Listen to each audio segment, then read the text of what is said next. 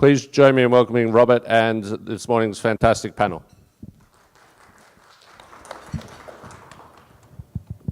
First test is working the microphone. Thank you, Nick. I was 30 years in healthcare research and such, but only 3 at Dartmouth-Hitchcock. So thanks for coming out this morning, and it's great to be here. I think we're going to have a fun discussion. I've met with our panelists last night, and we already had a fun discussion in our private responses and such. So again, welcome. As Nick said, I'm Rob Green. I was at Dartmouth-Hitchcock until about 6 months ago, and now I'm off on my own doing other interesting things as well. I wanted to thank Stanley Huffeld for his shout out to the Dartmouth Institute, which is a separate organization, but in the same building, the medical center, and I had the privilege of working with Jack Wenberg and Elliot Fisher while I was up there. I wanted to point out to people that the Dartmouth Atlas data is available free online. Just Google Dartmouth Atlas and you can get in and look at your own institutions and regions, and it's very interesting stuff. So this morning we're going to talk about the evolution of data analytics and transformation of population health, which strikes me as 3 huge topics: population health itself, data analytics, and transformation as we move from the fee-for-service world to the increasing importance and prevalence of value-based contracting and population payment methods. So I'm just curious, among people in the audience, how many people are at institutions that are working on population health or total cost of care or ACOs?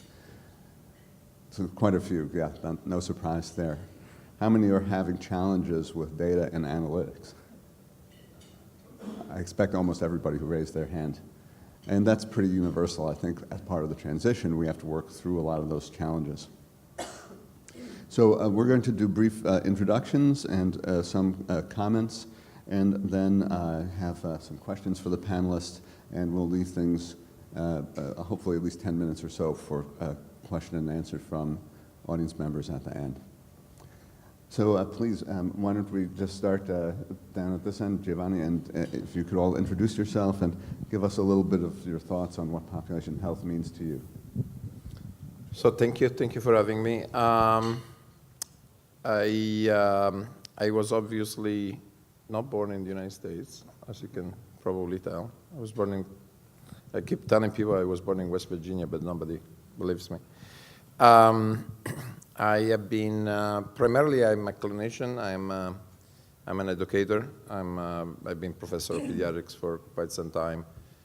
For the past quarter of a century, I've been a physician executive. And I've been chair of pediatrics in 2 institutions for the past 12 years. Now I moved recently to an enterprise-wide global project of the clinic for pediatric and population research. And so fundamentally, I am an academic executive, and I've been spending most of my career in academic medicine. Definition of population health, I have heard almost a couple of hundreds of them. I think the most orthodox will be that is a different way of looking at outcomes, moving from the individual to groups of individuals. The way I see it, which is perhaps less orthodox, but in my opinion, pretty close to the truth. I think that fundamentally medical systems have been developing as centripetal organizations where the doctor was the center of the world, so the sun of the solar system. And population health is a fundamental movement to move centrifugally and move the focus from the center towards the periphery, and focus on the needs of the population, but also bring in the services to the population, looking at the different variables that affect the population, making an effort to know the population, which feeds into the data component, and basically generate a system that looks more at the health rather than at the sickness, looking at a large group of individuals. So it's more a centrifugal force that is modifying the way we look at medicine, in my opinion. Good morning, everyone. My name is Gina O'Brien. I am a pulmonary critical care physician by training and currently the CMIO for Baylor Scott & White Healthcare System. And I believe I, without recognizing it, got into the world that I currently work in because of population health, although not even knowing that's what it was. Many years ago, after formal training, moved into medical education. Still seeing patients. That's a one-to-one relationship for those of you that are into databases, one-to-one, and then went to a one-to-many through impacting the lives of our patients by going into medical education. Again, train the trainer, train the future generations. And then slowly evolved from the medical education background into health IT. I actually kind of backed into it literally by being asked to take on an implementation of an EMR. What I realized then was that I had really found the one-to-many relationship. But as you all know, having lived through various technological innovations and those which are continuing to come, if we don't have an understanding of the workflows and we don't have engagement by whichever level of care providers, we can't achieve not only the ROI, but we actually can't achieve the goal of population health. So part of that has now moved into the realm of patient engagement. So the journey, I believe, will continue. I don't have the cool accent of Giovanni, but I can tell you that I would agree with the centripetal description that he mentioned. And I, however, do think that as we continue this journey of not only defining the populations, engaging our patients in their own health care, and transitioning to care teams, and having the data available at the fingertips, which I also think is critical. But I think we will continue to need a captain of the ship. I don't know that captain of the ship will be a physician, but I do think that there will need to be one, and that patients will at some point continue to seek the captain of the ship, and it probably won't be their insurance provider that will have an impact. But to the point about the data at the fingertips, the journey that we've been on has allowed us to now have data, which we didn't have before EMRs. Love them or like them or hate them, can't leave them. But they're there, and they have provided us data, and now we need to make sense of that data. And whether it's the filtering and the appropriateness of the data coming in through the Internet of Things or the data coming out of our EMRs, it's not going to help our patients or our care teams if we don't have it easily accessible. And I tend to believe that easily accessible means that it actually connects directly into the systems and is able to be used for decision support so that we don't always have to have caregivers putting it in or going over here to find it in a retrospective manner to close gaps in care. So that's where my goals and drive is towards where we're moving with data and analytics is more around accessibility and availability. Good morning, all. I'm Bob Proby and have the privilege of working alongside Gina at Baylor Scott & White as their Chief Medical Officer. Bob, I got a little bit of a provocative response to your question of what's population health. When he asked the question, I think I saw virtually all the hands go up, said, yes, we're doing population health. And about a year ago, we decided we needed to go through a strategic planning process with a new CEO. And at the outset of any strategic planning process, you ask, what's your strategic plan? And everybody said, well, we're doing population health. Well, in the first session, we all sat down to embark on this process, and we tried to define what population health is. And there's a lot of smart people in the room that couldn't agree. And so we basically, as we rolling out this plan, nowhere in it is the word population health. What we discovered through that process is that there are many subpopulations that we're all responsible for as big, large health systems. And so its definition of those subpopulations, and I don't think anybody wants to walk around saying that we do subpopulation health.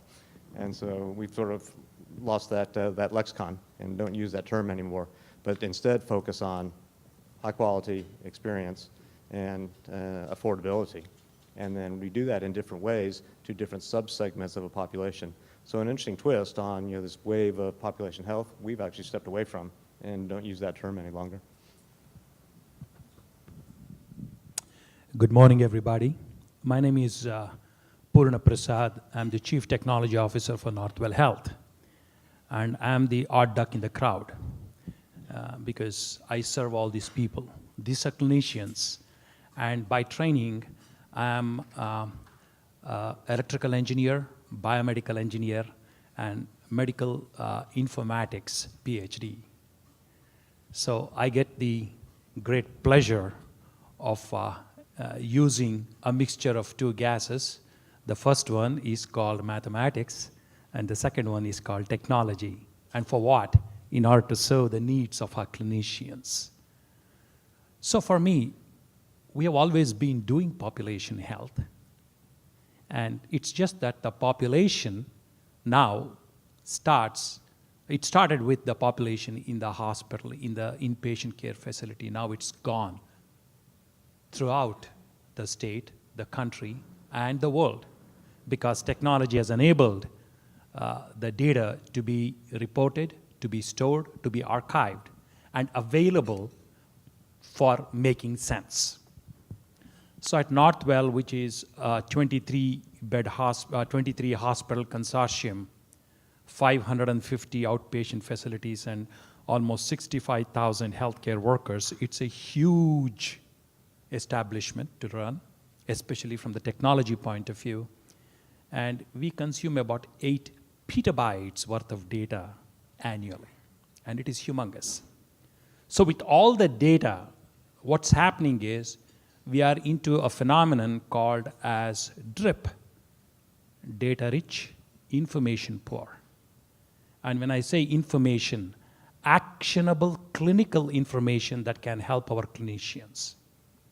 So the biggest challenge for population health is to look at the data, which by itself is not very actionable, but to layer that intelligence stack on it. They call it by different names now. They call it as analytics. They call it as statistical analysis. Now the new jargon is augmented intelligence, artificial intelligence. But at the end of the day, what we need is actionable data for the clinicians at the point of care. And that's the most important thing. Very excited to be a part of this wonderful panel, to hear out the perspectives and challenges for my esteemed colleagues here. And hopefully I'll be able to fill in the technology possibilities on the other end to make it actionable. Excellent, thank you all.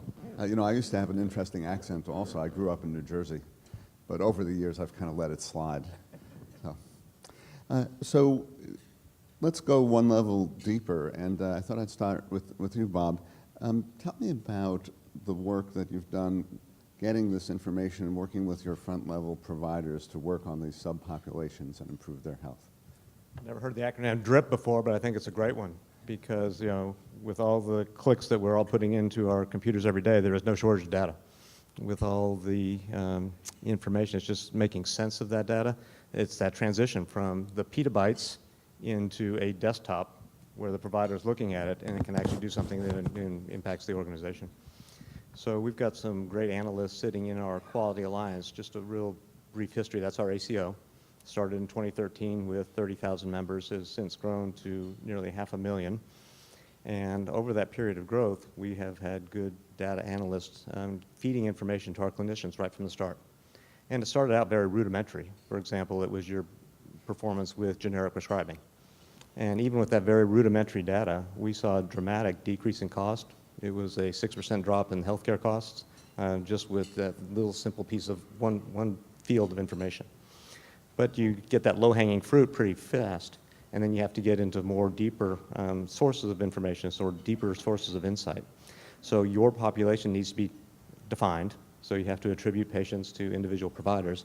And then once you have that attribution, you need to get down and to look into how is your population performing, and importantly, to get improvement, how is your population performing compared to others? And so what we've really focused on is we've selected a limited number of fields, and so we've got 10 utilization metrics and 11 quality metrics, and every primary care physician, when they come to work in the morning, they pull up their dashboard, they can actually see what's their rate of admissions to the hospital, what is their rate of ER utilization, and then you can dissect down on that, what is your rate of inappropriate ER utilization for your patients. And so this gives some insight into your practice, and then you can even go a step deeper and say, okay, here is your trend, and here's the other partners in your group's trend. And you know, it's one thing to try and convince a doctor to do something. It's another thing to show them good, reliable data, and they want to do it on their own. And so it's that transition from petabytes of data to something that these people log into, and you can't pick too many of these measures because then it gets diluted and doesn't become responded to. But I think, at least for our group, that 21 was probably a good, and it was balanced between utilization measures and quality measures. And we've seen some really dramatic improvements. When you can click on and just drill down and say, oh, here's Mrs. Smith, and she went into the ED, you know, that's just good information that you get in front of your providers. And it's really shown some very positive results. That's terrific. That's terrific. And I think that really ties to some of the things you started to mention, Dina, in terms of working with patients and working with clinicians, filling quality gaps and such. It does. And we have some of those quality measures actually, the majority of those tie into our MSSP requirements or expectations. And so, again, what we've really tried to do there, our ability to have the data wherever the patient is in their spectrum of care, whether it's in the office or at home, is to take that data, have it not only available to a provider, but to the care team. So by bringing it into the electronic record to allow them to pull up on their dashboard, it's not just a scorecard of where they are on their metrics, but then allow them to drill into that and to actually see which patients are actually creating the fallouts. And they can do that individually, or they can actually, if it's in the office, have the medical assistant, again, trying to have our staff work to the maximum of their skill set. The medical assistant, during the rooming the patient, can actually see when they open that patient's chart what the gaps in care are. Patient is a diabetic patient due for an A1C, or patient missed their annual mammogram. They can actually tee up those orders for the provider with one-click sign-off, and then the patients can get that. Generally with an expectation that the care provider will also mention to the patient the value of having that. Again, the patient engagement aspect, just because you order it doesn't mean they'll get it. So we've been doing that. We also have them, when they pull up their scorecards, be able to send messages to their patients, haven't seen you in a while, looks like that your blood pressure's been out of control, please schedule an appointment, or maybe it's a different kind of care message. But having that data available has furthered the ability to not only address the outcomes of that patient population, but to Dr. Proby's point, to actually make that scorecard for that provider fall into the green. Terrific, terrific. Giovanni, when we talk about populations, and you mentioned that you're a pediatrician, I think about vulnerable populations especially, and it sounded like you've been doing some interesting work in that area. Yeah, I think the first phase of organizing our population health systems was about preparing the physicians. And you need to prepare the physicians in many dimensions. Particularly, you need to know your population, which goes back to the data analysis. If you don't stratify, you know, all populations are controlled by fundamental law of sociology, which is the Pareto principle. So the Pareto principle states that 80% of the effects are generated by 20% of the effectors. And in this case, the effectors is the patient population. The effects are their healthcare, pretty much. Once you define that, then you have to go to the population. And this is, again, multidimensional. I think that it's fundamental for population health to look at the patient in a holistic way, because you're not dealing anymore with their disease, you're dealing with their health. And you have to completely switch that concept from taking care of specific diseases to keep these patients healthy. Then you have to engage with the community, because the patients live not in a vacuum, but rather in a community, which is the fundamental concept of population health. And what I've learned, particularly being a pediatrician, see, pediatricians don't deal with the individual patients, they deal with dyads, because typically children don't go to the doctors on their own. You deal with the mother, sometimes also with the father. They live in specific communities, in the schools, in the churches, in the YMCA. And I've learned that, they say, if Muslim doesn't go to the mountain has to go to if Mohammed doesn't go to the mountain has to go to Mohammed. And that is pretty much what we have been doing. One of the programs that have been particularly successful is, many people don't realize this, but Cleveland has one of the poorest population in the country. The area of Cuyahoga County, just around the Cleveland Clinic, has indicators that you can find only in Africa, quite honestly, and in third world. For example, 98% of African-American women have children out of wedlock.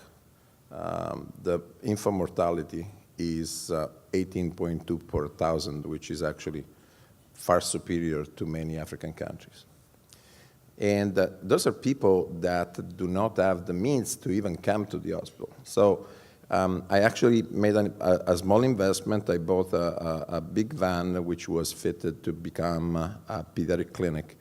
And we signed contracts with 5 districts of the most underserved areas of Cleveland to actually go there and provide services. And one of the immediate results was kind of a surprise for me. In one single year, we delivered with that system 9,000 flu shots. You see, vaccination is one of the most important problems that we have. We are getting very close to the 80% threshold below which we lose herd immunity.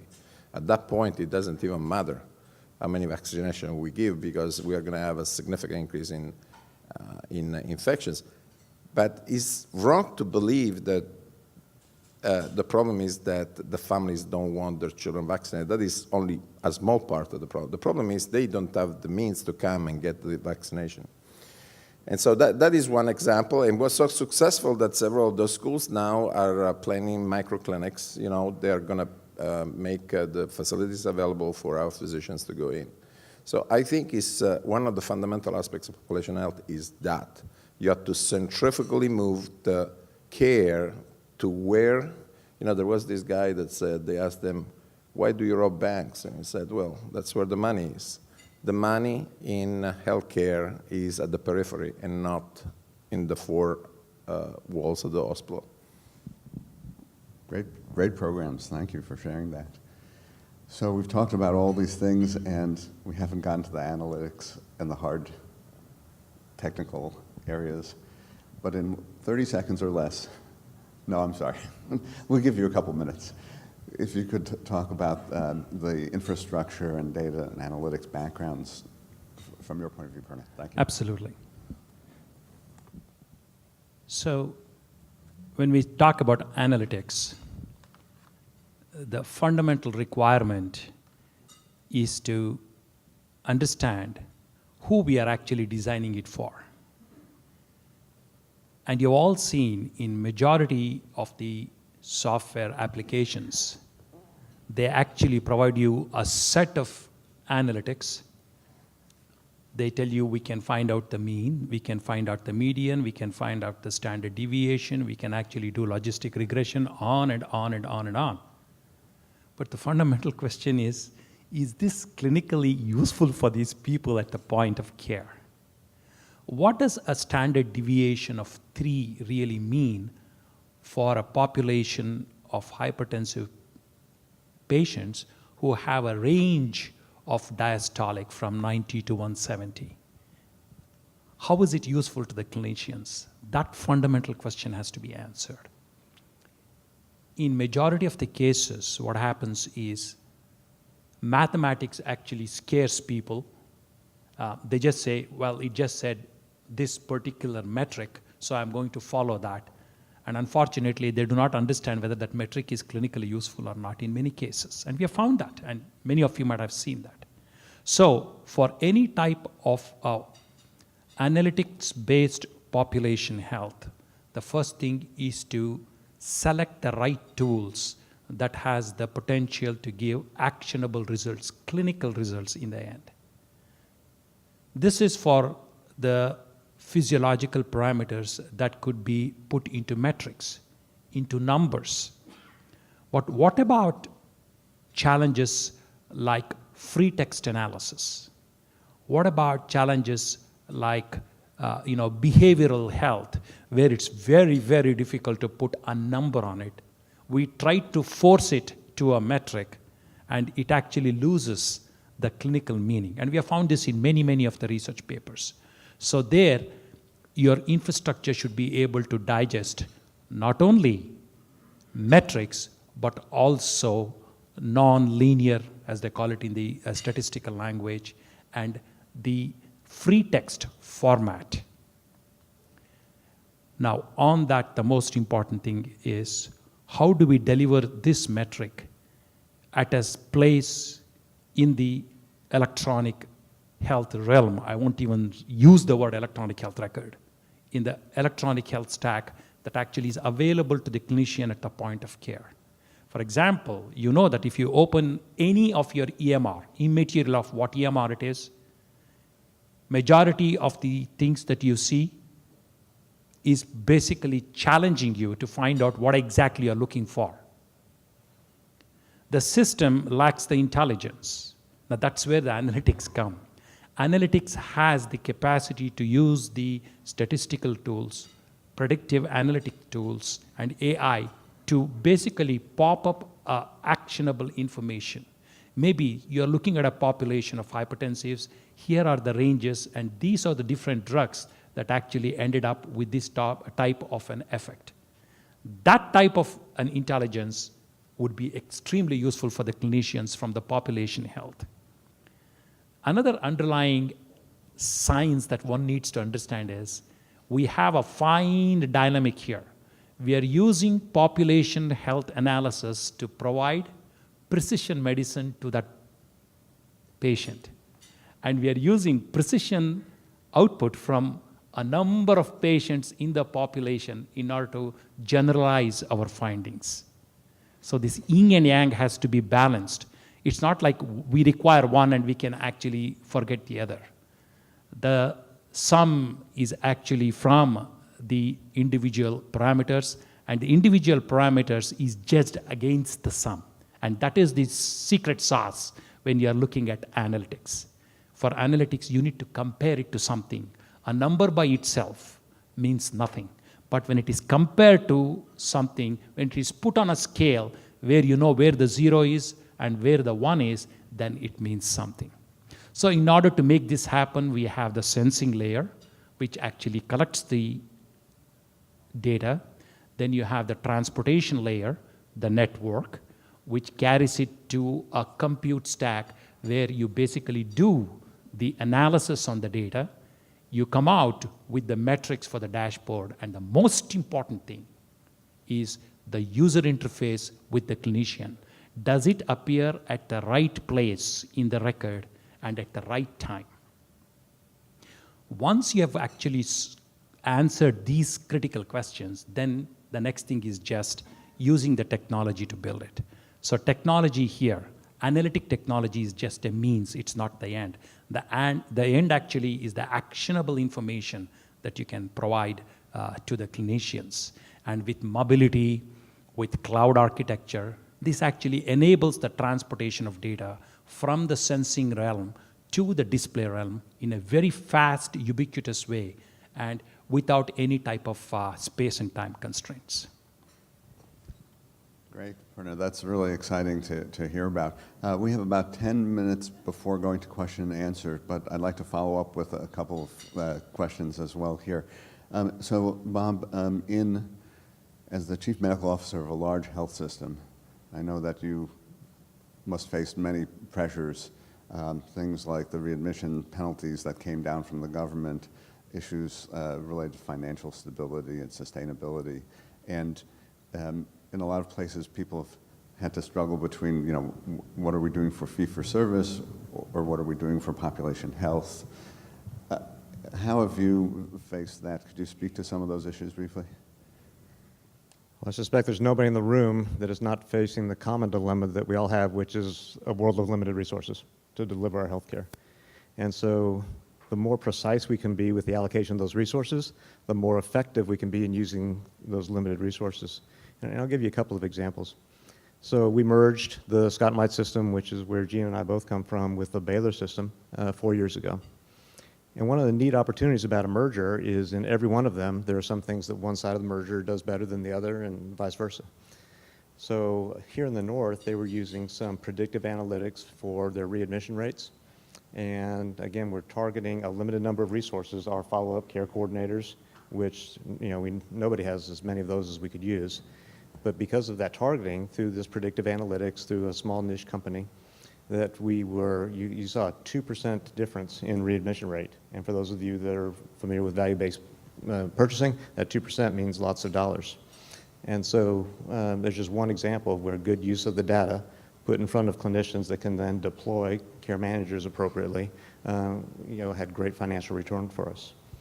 In reverse, clinical documentation is another imperative for us to sort of live in this world. And nobody does documentation right. It's far too complex for your average clinician to understand, and so you need coaches. So where do these coaches coach? Another question that is unanswerable. You look at, there's no way you can review all of the records that go through we have nearly 100,000 discharges in our system. Nobody has that number of resources. And so again, the central division, their best practice was, again, using analytics to find the charts that had the highest probability of having coding errors. And as you compare our performance with coding documentation accuracy, far superior, again, a beautiful use of information, managed, processed in the right way, put in front of people that are decision makers, allocating resources. And so one of the benefits of our merger, amongst many, has been we've learned some things like readmissions, and they've learned some things like how to improve clinical documentation. And I think we're scratching the surface as our ability to process this information, particularly we're moving into an era of cost information coming to us. If there's one thing I'll bet everybody in this room wants, it's better cost accounting for what your procedures cost, because we need to get rid of clinical variation. And as we sort of look at what's the next frontier for us, it's really becoming accurate. And again, we talked at the outset about putting that information in front of clinicians, comparing clinicians between themselves. Our hope is that we're just as effective on cost issues as we were on quality issues.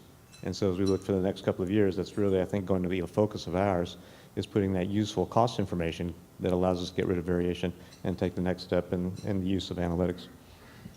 That's great. That's great. And you mentioned readmissions and going out with care managers. Gina, you've done some work in terms of the clinician workflow and the connection to clinical operations of these various issues.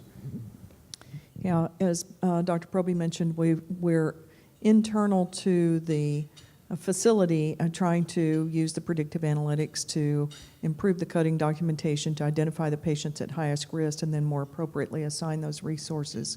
So one of the things is, and I think many of you all encounter that, the patients that we care for in our hospitals are often not cared for within our, quote, healthcare ecosystem within individual organizations. They go back to their neighborhoods, they go back to wherever they've come from, and they have primary care physicians and perhaps even specialty physicians that are outside of that area. We don't always have access to that data.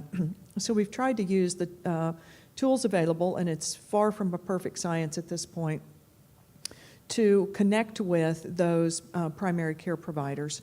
One is to just try to make sure when the patient gets admitted or has an ED visit to one of our facilities, that we actually send a communication.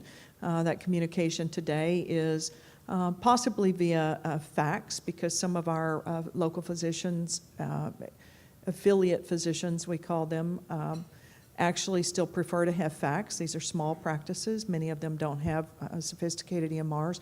Others, we've signed up to use some of the tools to be able to, I'll just mention the vendor term because I don't know how to describe Epic Care Link. Otherwise, we've heavily utilized that functionality to allow those primary care physicians, and again, going through the appropriate security to maintain the confidentiality of that patient record, to actually access not just an after-visit summary, but to access to see what the consultant said, what the test results were during that entire hospitalization. Well, we've continued using that same functionality at the time of discharge, that our care managers use that to reach out to those physicians. But if the patient goes to post-acute care, either at a long-term care facility, a nursing home, skilled nursing, we use those same tools so that the staff at the nursing home with appropriate security can also understand what happened during that hospitalization and have access to that chart. Imagine if you're the physician, and maybe someone in here has worked in a long-term care facility and gotten a patient, complicated patient, months of hospitalization, and you get a one-page discharge summary faxed over. You have no idea what just happened with that patient. The risk of readmission in those situations is incredible because you just don't know. So by allowing those facilities to be able to access the information and that happened during the hospitalization, we feel like that's further decreased the risk of readmission. One other tool that we've used is for the home visits for our high-risk patients. Again, this program has mostly been congestive heart failure patients, utilizing trained paramedics within the community who also have access to the record. And again, I know many places have done this. It's been published in the literature. But that's just one other modality where we make sure that we don't just do a paramedic or some other level of home care visit for those fragile patients, but we actually give them access to the data, not only to view, but to then be able to message and connect with the primary care physician or the follow-up cardiologist so that they can continue to help manage those patients in that home environment without, hopefully, a readmission being invoked. That's terrific, terrific. And Giovanni, I can easily imagine how this relates to the pediatric population as well. Have you had experiences working with the community and getting, you mentioned the van, of course, but other partner agencies or partner organizations and exchanging the data, et cetera? Absolutely. I mean, still in the line of we need to go where the patients are. In some situations, not even the schools are sufficient because a lot of kids don't even go to school.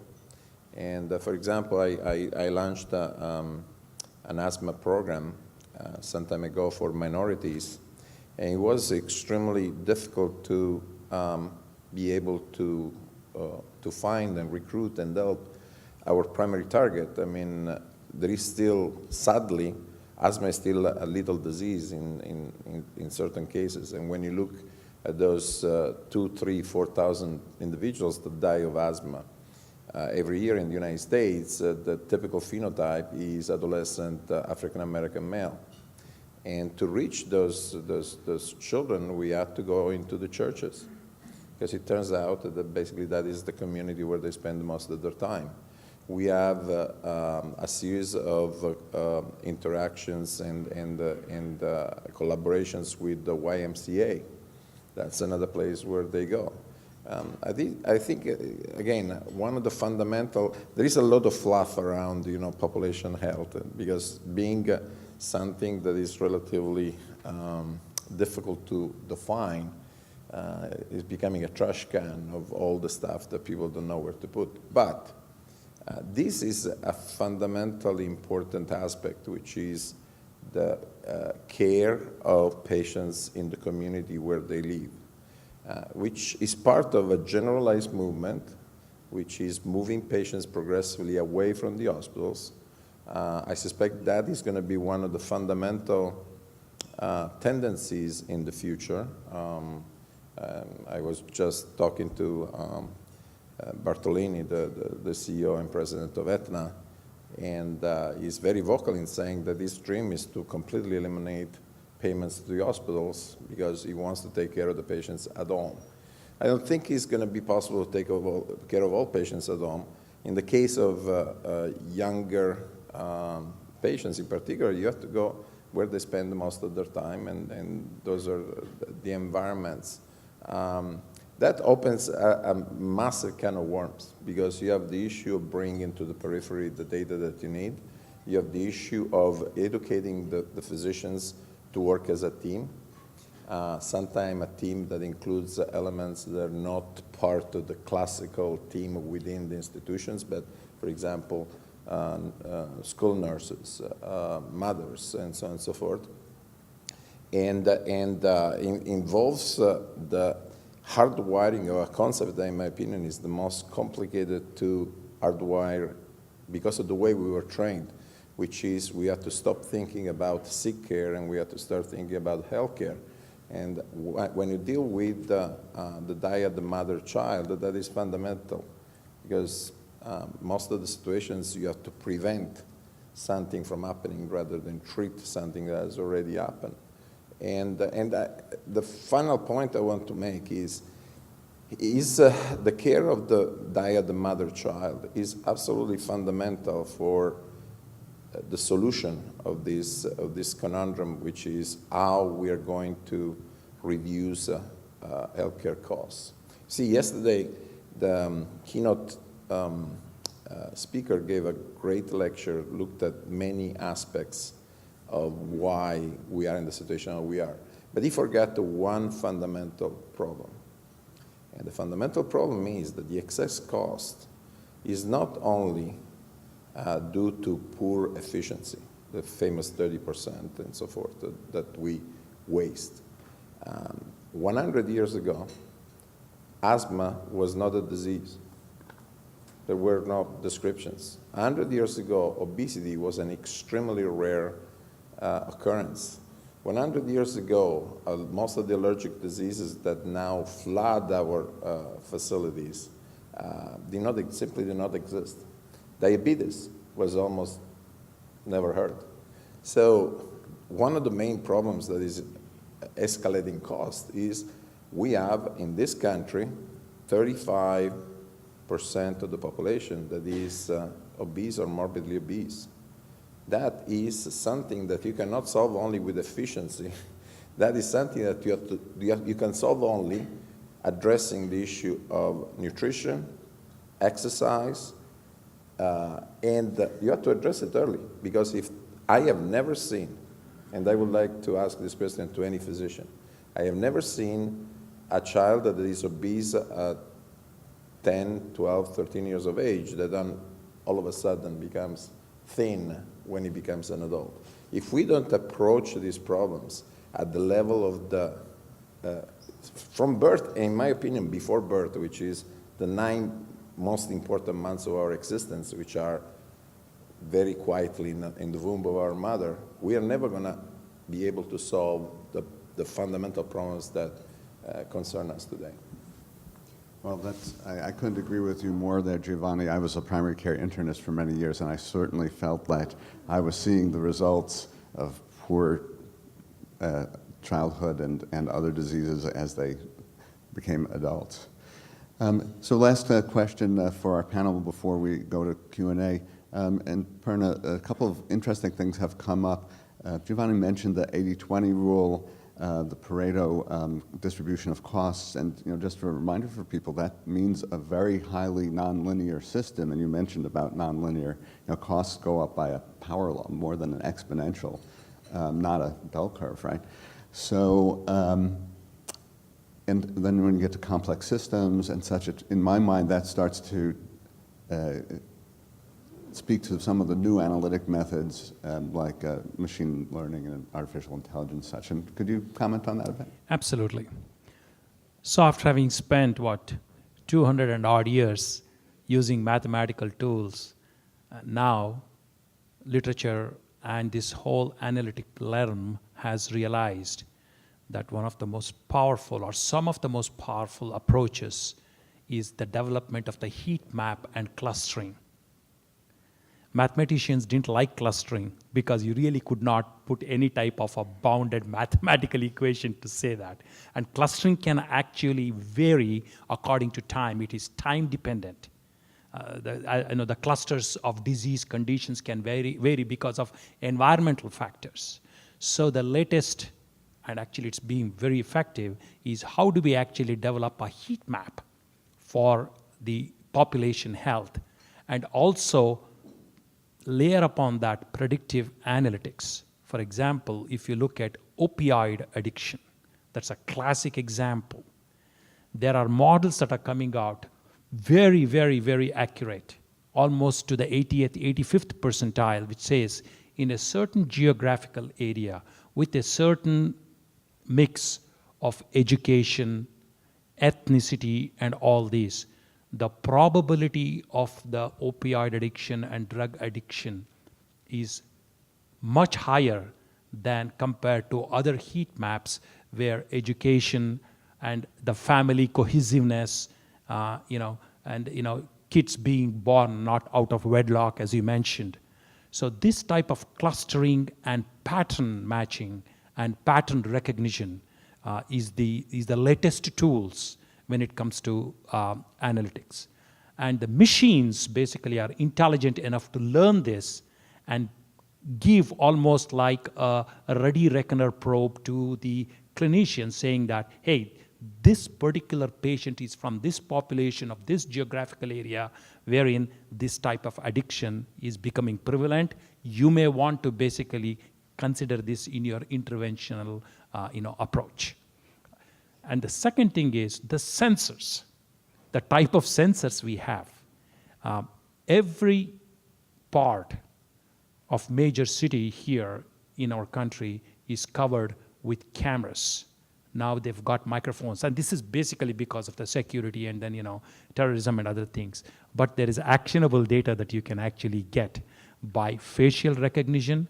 And for the doctors, if you actually present them with physical recognition, like the color of the screen, the gait, and the way they are walking, there are some early studies from very big companies like Google and others who do fantastic work on AI and DeepMind, that you could actually have some pretty good predictors of behavior as well as physiological conditions. So the future for analytics really to start looking at the practical population is extremely promising, and the tools actually are yielding some very good results. So I'm guardedly optimistic. Excellent. Great. So thank you very much. And we have about 5 minutes for a few questions if people want to ask our panelists or me. Please. Hi, Nicole Latimer with Stay Well. We see that so much data today is being actually generated by patients themselves. They have Bluetooth scales, they have Bluetooth blood pressure cuffs, they have Bluetooth glucometers, they're wearing activity trackers, they're carrying around a phone that is creating a tremendous amount of geospatial data. Are you integrating any of that patient-generated data into your electronic health records today and having physicians use it to identify patients who should be targeted for those limited resources? Excellent question. I was just, praying that somebody would actually ask from the patient point of view. And our clinicians at Northwell have seen it. It's invaluable, especially, from the diabetes care, the companies that actually are doing wearable diabetes sensors that give you real-time monitoring that through Bluetooth uploads into, cloud environment, and you can latch onto that cloud with your EMR very easily because they all follow the latest API standards.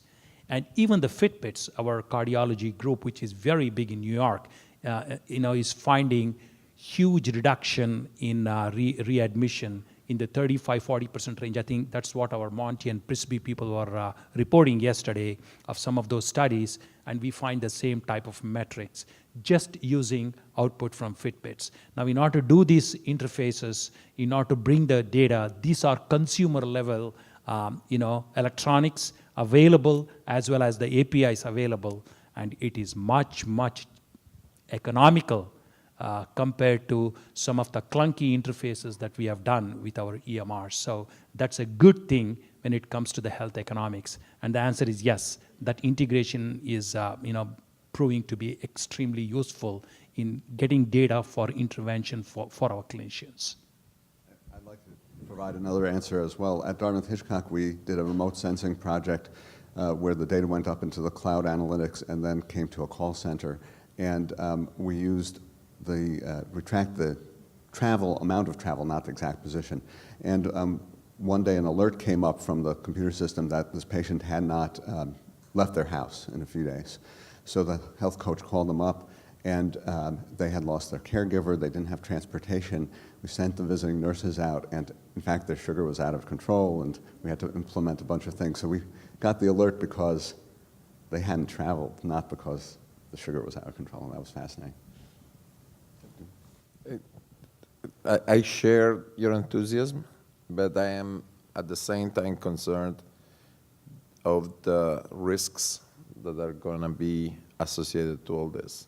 A lot of data are going to be stored on individuals, and I think that opens bioethical scenarios that we have never experienced. And one of the examples that we were talking yesterday, I'm sure that everybody in this room is aware there are several private companies that are actively storing tens of thousands or hundreds of thousands of genomic profiles. And quite honestly, I think is something that doesn't make me sleep very well at night, because as you know, you can basically send for $800, I think, you can send a specimen to 23andMe, and they're going to tell you how much of you comes from Africa, how much of you comes from Eastern Europe, how much of you, and so forth. In the United States today, that may not be a humongous problem, but one day somebody may decide that if you have a certain genotype above a certain threshold, maybe you're a persona non grata. And I think that we have to be very, very careful about this. History tells us that in the past, already people have been interested in that kind of information, and we need to, at the same time, that use the incredible potential. You know, I see this like nuclear bomb, nuclear energy. The potential is fantastic, but the problem is you can also kill a lot of people. That's terrific. I apologize, despite my best efforts, we're coming to the close, and Nick asked me to provide a minute or two summary, but we'll all be around this morning if you want to catch any of us for questions. So how to summarize this? Last night I said to the panelists, any of the three parts of this topic could make a multi-day seminar. So in 2 minutes, first I do want to put in a plug for population health. Hard as it is to define, I think it is really critically important. The World Health Organization looks at health outcomes across the world, and about half come from our behaviors, which on a macro level translates into socioeconomic factors. About 10-20% comes from the environment. Asthma is a good example of that. Some is biology, and about 10 or 20% of health outcomes are related to the healthcare system. So I think that's our dirty laundry, if you will, that we're spending $3 trillion, but only influencing that 10 to 20%. So I think there's a huge opportunity in population health. What we've heard here, I think, if I had to sum up one thing, that there's multiple dimensions and there's a spectrum across the dimensions. There's hospital to clinics to doctors to patients. There's the clinical operations that have to span those. There's the data from raw data to information to predictive analytics, and there's kind of a time spectrum too. We can look back and see what happened. We can see what gaps in care patients need now, and with predictive analytics, we can get to what people are going to need in the future. So I think this is a terrifically exciting time. I wanted to close with a comment from if people were at the keynote speech last night by Stanley Hupfeld, where he had an equation with how showing that doctors' fees are put under pressure because that's the last multiple, and that is excellent insights into fee for service. But the obstacle is also the opportunity, which is by looking at the whole population and the individual patient's journey, we can gather the savings from prevention and from coordination and from analytics that provide new sources of funding for our limited resources. So thank you all very much. Thank you for attending.